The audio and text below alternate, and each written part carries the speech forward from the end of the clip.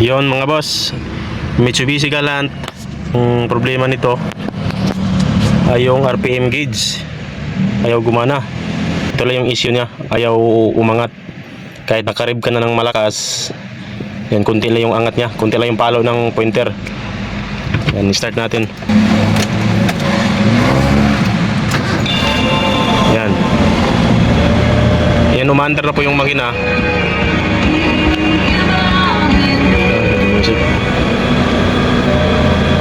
Yan, umaandar na yung makina.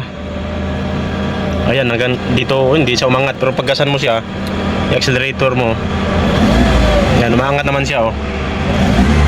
Pero hanggang dyan lang, oh. Oh. Galit na yung makina. Hindi pa umaabot ng 1,000. Oh, yan. Yan, subukan natin tong i-repairin kung ma-repair natin. Yan, baklasin natin tong panel board.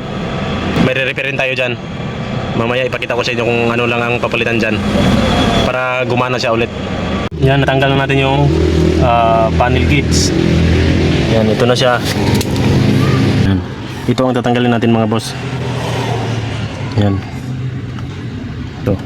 Tanggalin natin dito yung tatlo na tornilyo yan. Yan ang luwagan natin para mahugot natin to. Ito yung sa RPM gauge. Ito naman yung sa speedometer. Yun, natanggal na natin yung RPM gauge. Yan, ito mga boss, oh. Yan, yung kapasitor na yan, oh. Yun, yung kulay black.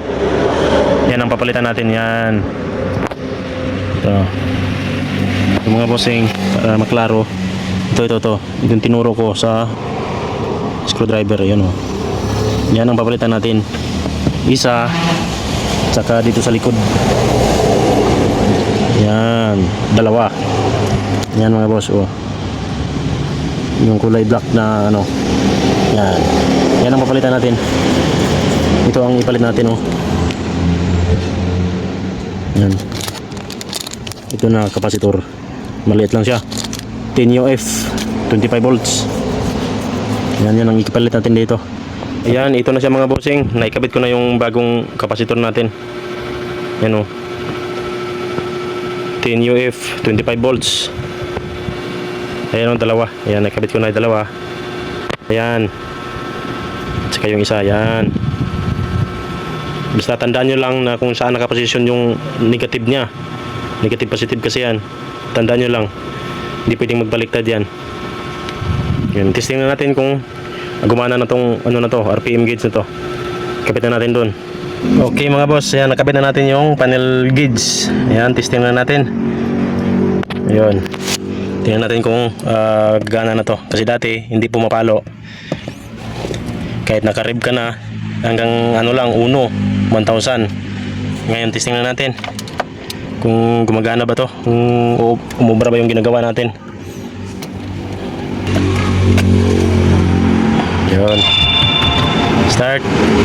Dapat aangat to kahit yung baba ng 1 konti. Testing. Yun! Ayun, oh. Yun, sinasabi ko, yan. Goods na. Ayun. Yun lang ang sira talaga, yung dalawang kapasitor na pinalitan natin. Yun mga boss, oh. Okay na, oh. Gumagalaw yung ano natin. Minor. Rev. Ayun, oh. Yun. Goods na. Ayos. Ganito rin yung sakit ng sasakyan nyo. Yan, try nyo palitan yung kapasitor. Kapasitor lang yan. Yan mga boss. Ngayon, matutunan na natin ng tama yung ano natin. Minor nito. Kaya kagaya niyan, oh. Mataas yan, oh. Nasa 1. Sana may natutunan. Please like and share sa video natin na to.